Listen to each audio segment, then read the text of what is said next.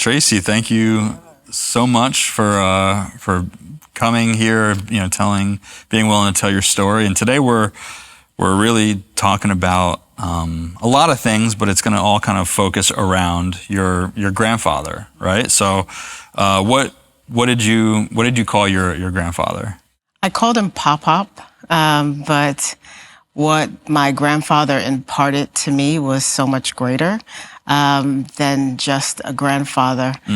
Sometimes we know grandfathers as, someone maybe not as approachable, but my grandfather was very approachable.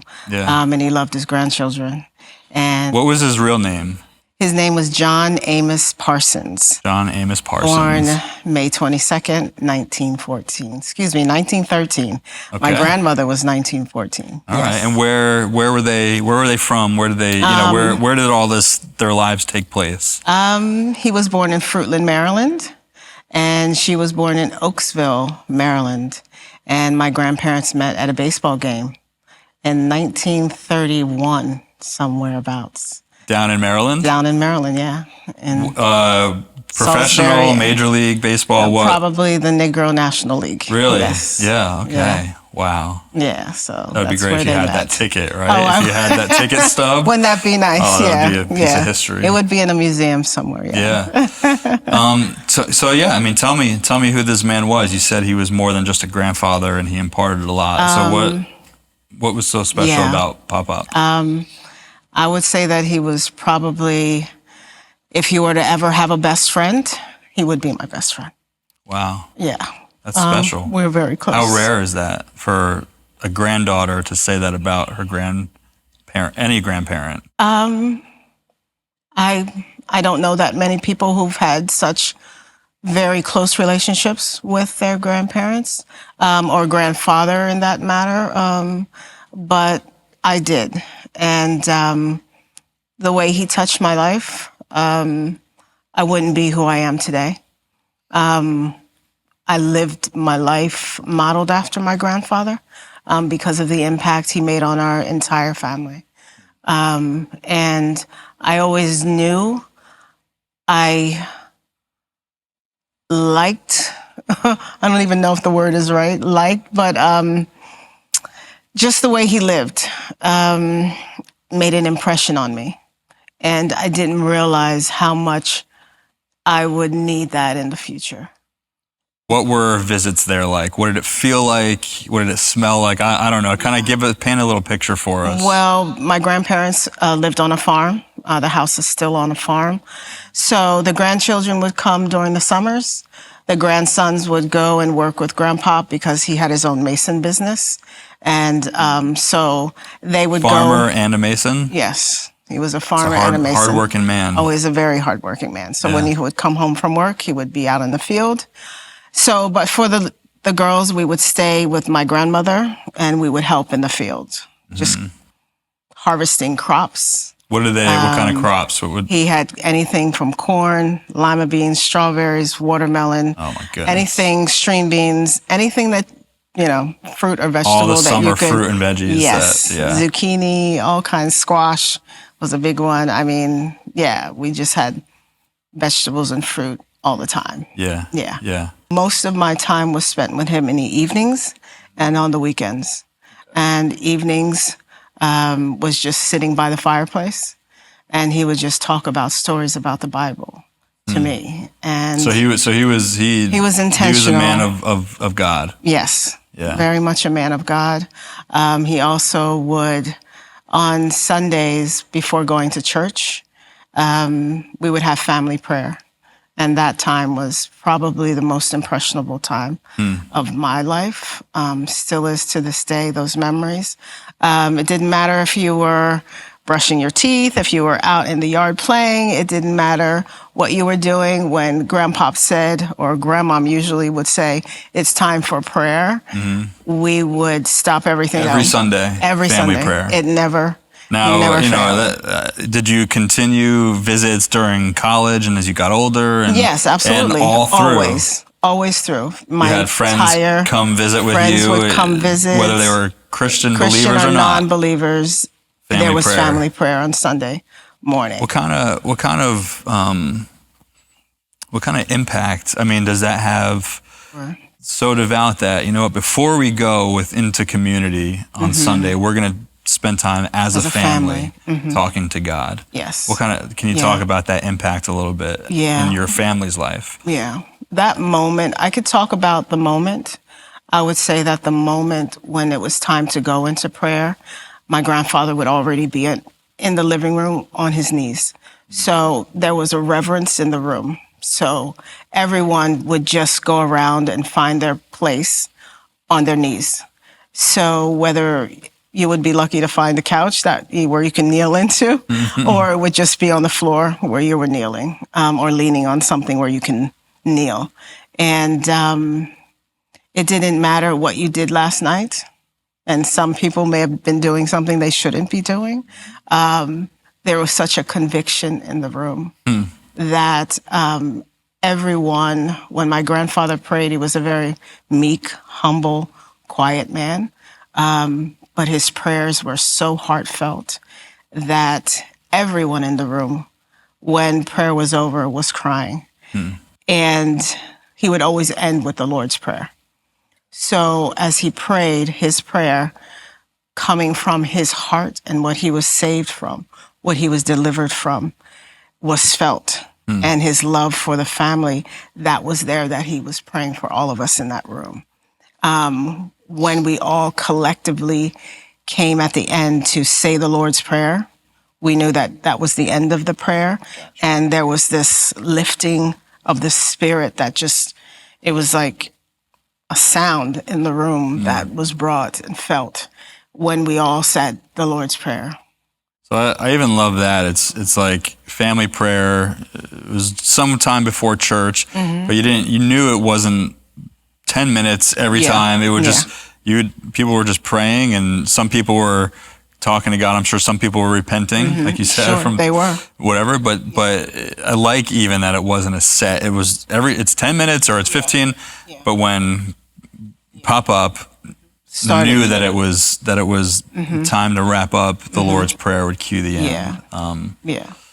Now you mentioned about him delivered, and you know you're painting a picture of a man who is not just religious, but had a real relationship with God, and wanted to, you know, he's a farmer, right? So wanted to sow these seeds and plant legacy in his family, but he didn't start like that. No. You told me something about your grandmother and him. How long did your grandmother pray for him to become this man of God? Tell us that. My grandmother, all 5'1" of her, Lucinda Arella Parsons, prayed 30 years for her husband to come around to know Jesus Christ. 30 years. Yes. 3 decades. 30 years.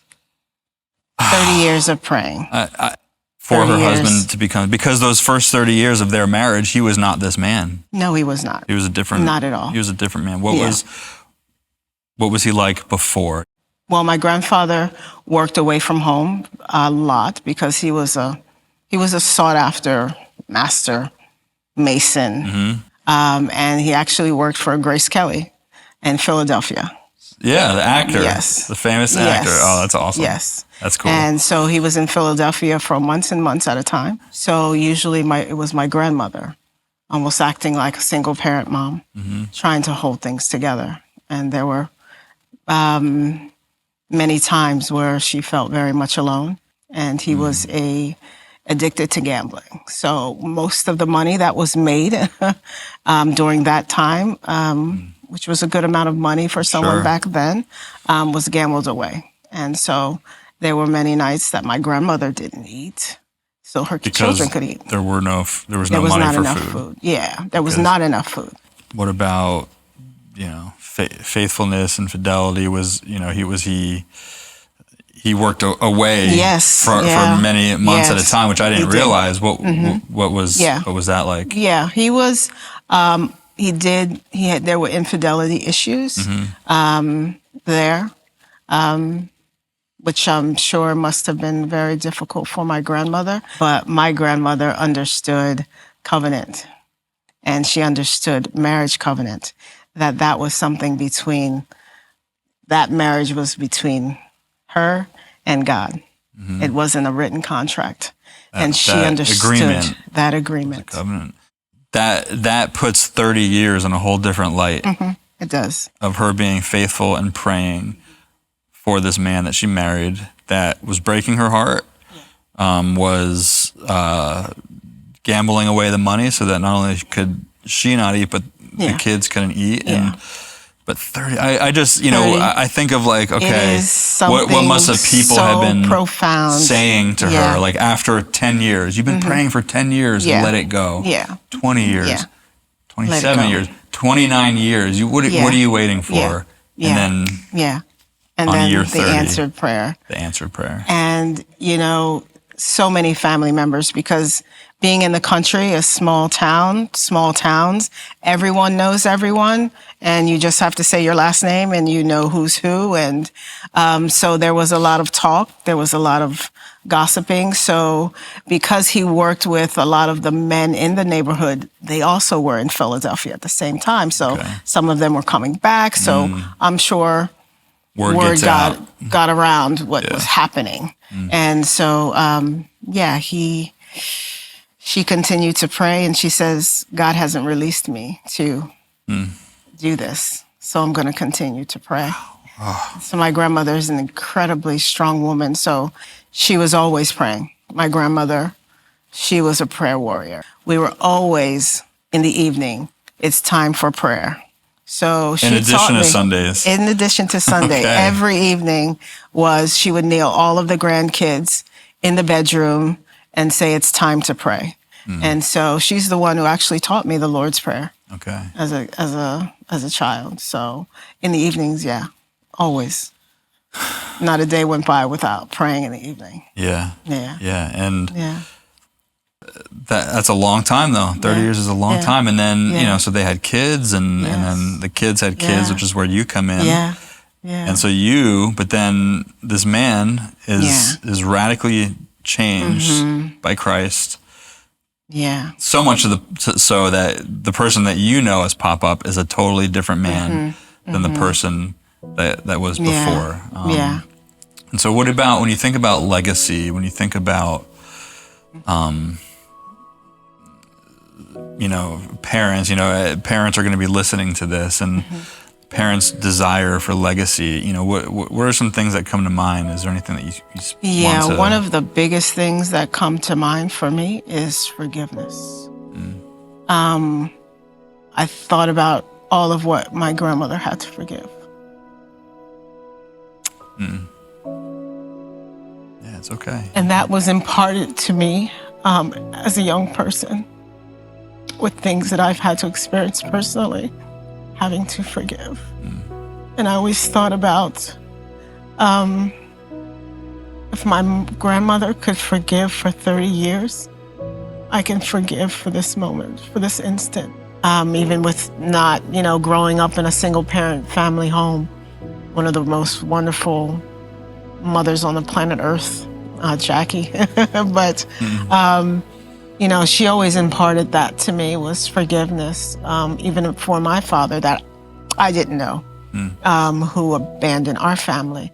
But I was able to forgive him 32 years later. So that made a big impact on my life.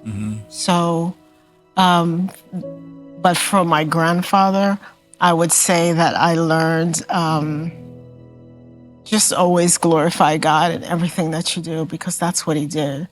We would have dinners, and he was always very quiet, but he was always in the midst. He was always there. And he was always willing to talk to you when you talked to him. But when everyone was together and there's 30 people in a really tiny house and we're all laughing, catching up and telling stories, and he's listening. If he heard something that was out of line, he would usually stop and he would start saying something, and everyone in the room, whether you were small or, older, 50, 60 years old, when you started hearing his voice, everyone would stop talking in the room. And they would say, Grandpapa's talking. And everyone would have to stop. Grandpa's talking. Grandpa's talking. And you could literally hear a pin drop on the floor.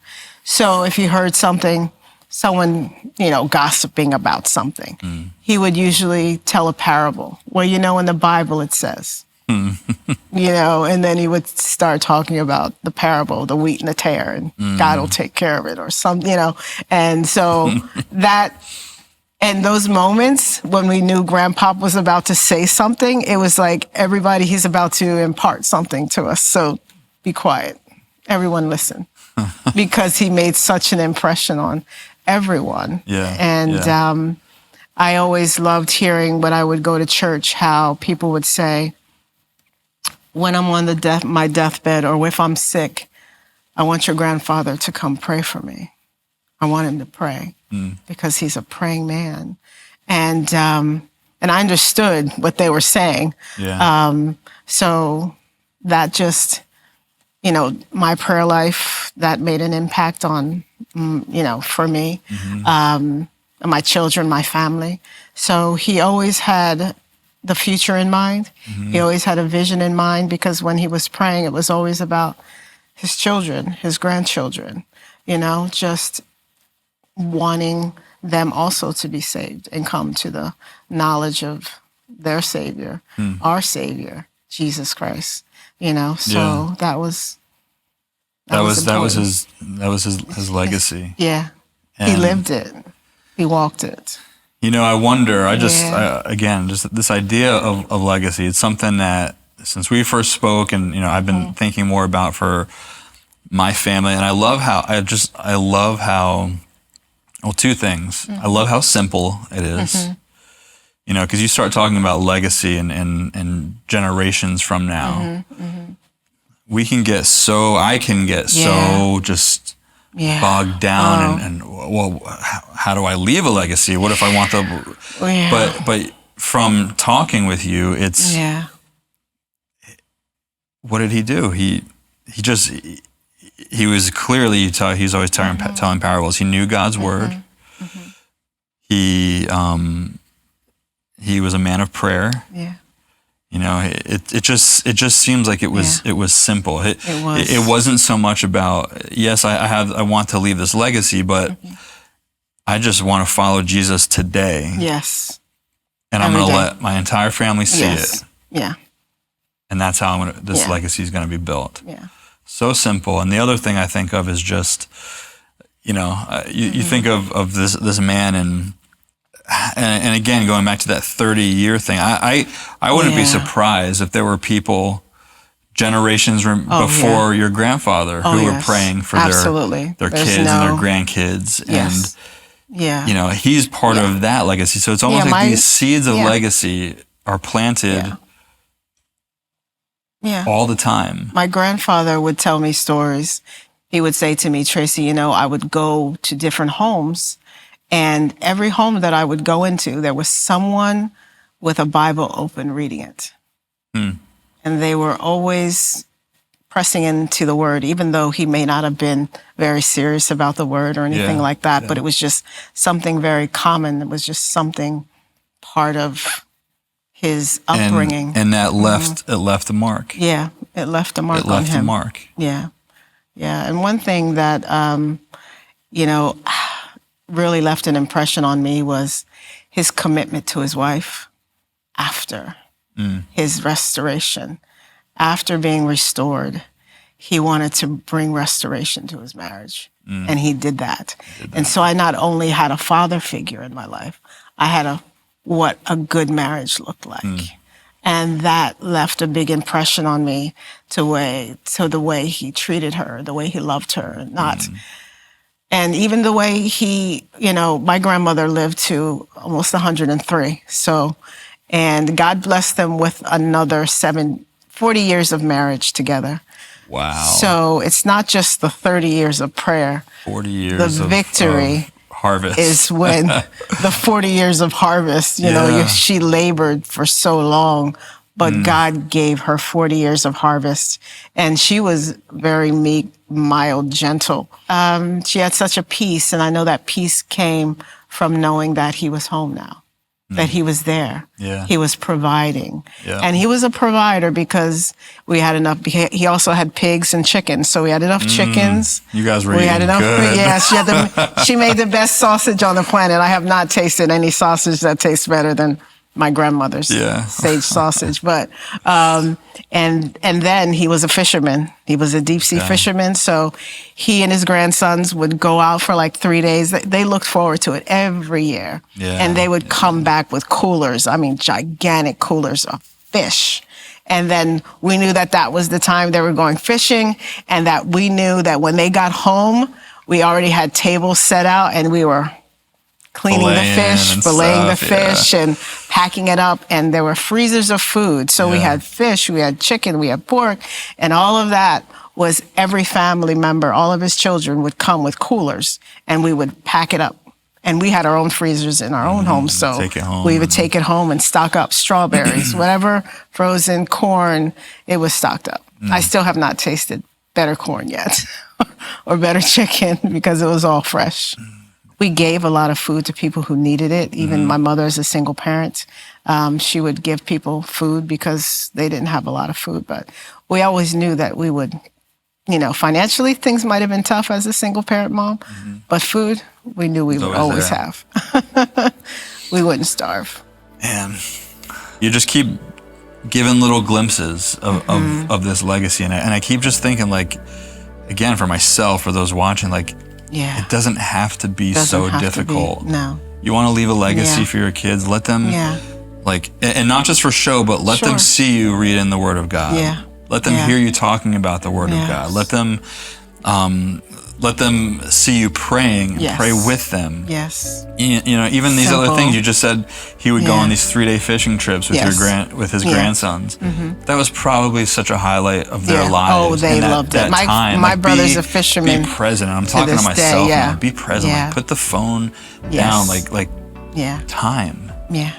And it's time with your kids and your grandkids and your family, and let them see what God is doing in your life. Yeah. My grandfather, we'd had so many different highlights with my grandparents, and one thing that they loved and we loved, they loved ice cream. Every night they had ice cream. Did they make it themselves? I feel like my they grandmother made the best ice cream on the planet. Literally, we would wait in line and fight over who was going to get the spoon when it came out, because there were a couple spoons that came out, and we would literally fight for the ice cream.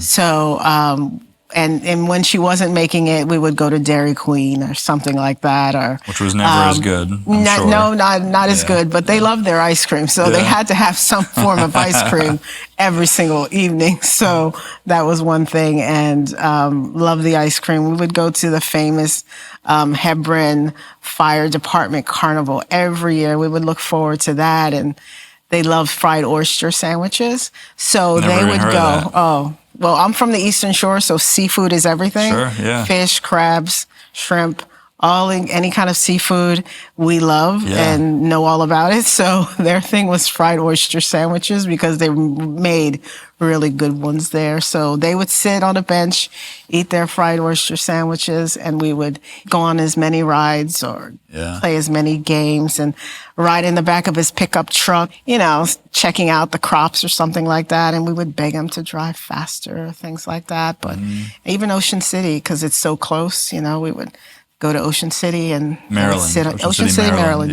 Yeah. So that was a big part of our lives and things that we did with our grandparents. But it was either shucking corn or peeling beans. We would just be there talking for hours. Right. And because, you're shucking a lot of corn. If you're harvesting for your entire family, you gotta store it all up, you know what I mean? So that's what we spent a lot of time doing too. It seems like, like they just had the proper balance of things. Yeah. Nothing was aimless. And clearly they both worked hard. They did. That's clear. Very hard. But not so hard that they didn't have anything left for their family. Right. Oh yeah. They had time for family. Yeah. And a lot of my time with my grandfather was sitting by the fireplace. He had a wood burning stove, And he loved the heat, especially when he got older, and, he knew he had to work hard the next day. It would just warm up his bones and, bring down the inflammation, I guess. But he really liked it hot. But I would just, curl up under him. And first of all, I would just look at his hands all the time because he had very large hands. And I couldn't, strong. I mean, his thumb was like 3 times or 4 times the size of a regular, because you're picking up concrete or bricks, and your hands get really big, and I just couldn't. And I would just, thumbs had muscles, they did. And I would just hold his hands all the time, and I'd say, "Tell me a story," and he would just tell a story from the Bible and start talking about the Bible, or, and I would always tell him how much I loved him, and we had a lot of intimate times together. Yeah. I just, I think I just keep thinking, like, Jesus, help us. Just help us be more like this man. Yeah. And not because he was perfect. No. But it just seems like he had his priorities right. Yeah. And his legacy was just left through making memories, through laughter, through intimate times with and there was family discipline. And with the Lord. There was also discipline. Discipline. And good discipline. Yeah. That was needed because, God chastens the discipline, ones he loves. Discipline is biblical. Yeah, it is. And people when you went into our grandparents' house, it was such a weight when you went there because you just never imagined doing anything out, inside around Grandpa's house. So you knew it was always a safe place. It was a haven. So you left everything behind when you went there. So your worries were left behind. Pressures of this world were left behind. There was so much that a lot of people, even when they went through difficult things in their life, someone passed away suddenly, they would come and just stay at our grandparents' house and just sit and talk and they would say, I just need to heal. Yeah. And eat dinners because my grandmother always cooked and there was always food. There was always, and you would just sit and talk for hours. Yeah. So it was a safe place. I know it was a different time and technology and all that stuff, but I'm sitting here really just considering the amount of time I spend on things that aren't important, on phone, social media. How much more time we would each have if we did that. We would have. That's an aside. That's just No, I think it's a very important thing to realize. But I think that I think that's got to play into legacy. Like it has to. If we're concerned and mindful of leaving legacies, like I think an aspect of that is the time. It is to make those memories and to impart godly wisdom to our families. And that can't be done through social media. It cannot be done through a phone. It cannot be done through minutes, texting. Each night before your kids go to bed. Exactly. Get home. Yeah. You seize those moments. And my grandfather was always intentional, both my grandmother and my grandfather. They never had alarm clocks. My grandmother would always wake up at 4:30. Never had an alarm clock. And that was where she prepared his breakfast. She already got food cooking on the stove because she was going to be out in the field. She was doing everything else around the house. So dinner was already started and just about prepared by the time 6 o'clock even rolled around. Wow. And food was already made and breakfast was there. And, he was off by 6 o'clock in the morning. So it's a good thing. It's a good thing she didn't have one because I have 3. So I took the extra ones that she left. She never had an alarm clock. And she would always come in for, we would work in the field, but she would come in around lunchtime and take about a 2-hour nap every day. And then she would go back at it until about 8 o'clock at night. They had time for naps. They had time for naps. Any parting words of wisdom for parents watching and wanting to leave a legacy for their kids and their grandkids and so on? I guess I would say forgiveness brings something very big in my heart because Christ forgave us. And it was modeled to you. Yes, and it was modeled to me. And it was modeled to my mother and it was modeled to me. Right. And, growing up in a single parent home whose my father literally said, I'm going out for a pack of cigarettes, and didn't come back. So that, and she was never bitter. She would always say, she would always say, just pray for him. He needs the Lord. And not knowing the full story that he was, he served 2 tours in Vietnam and, suffered from post-traumatic stress disorder. But she would always say, pray for him. He needs prayer. So I'm thankful for forgiveness and unconditional love. Our family, which I thought all families were like my family, where we forgave one another. And when someone was going through something, whether it was drugs or alcohol or things like that, we stood by them and prayed for them. So there was always the prayer for that individual, even though, of course, we couldn't support certain things that they did, but we were always praying for them to come back. And the love was still always there. The love was always there. And I think because of what was imparted, they came back. So the story of restoration we have a lot of those stories, because of that. And I think of what the seeds that were planted before. And again, it doesn't, none of it happens by chance. Your grandmother, your grandmother could sow those seeds of unconditional love and forgiveness because she lived it for 30 years. And so when a grandkid or one of her kids was going through something, or, whether you mentioned drug addiction or alcohol or whatever it was, she already had put in the time to say, no, we're not done praying. They're still breathing. We're still loving, and we're still forgiving, and we're still praying.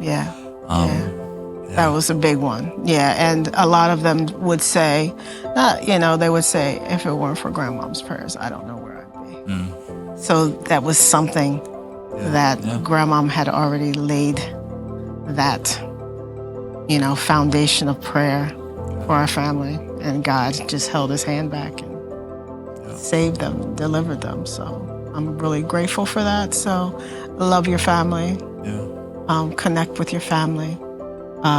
Because forgive your family. Forgive your family, because that's a strong force. Like my husband didn't come from a saved home, so none of his family is saved. So, when I met him, I couldn't understand. What do you mean? Your mother doesn't talk to her sister? That's, for me, that was very foreign. I didn't even know that. I just assumed, how can I live in a bubble? Look at me, right? But that was a bubble that I lived in. So I just assumed families were there supporting one another. But when I met my husband, he was able to have my grandfather become his grandfather. My grandmother became his grandmother. And they were very close, extremely close. So that legacy was imparted to even my husband. And that we became his family of what he wanted to model for his own family. He was able to see it. Grateful for your grandfather and your grandmother. Thank you. Never met him. I wish I would have. But I'm grateful for him. Thank you. Thank you. I appreciate that.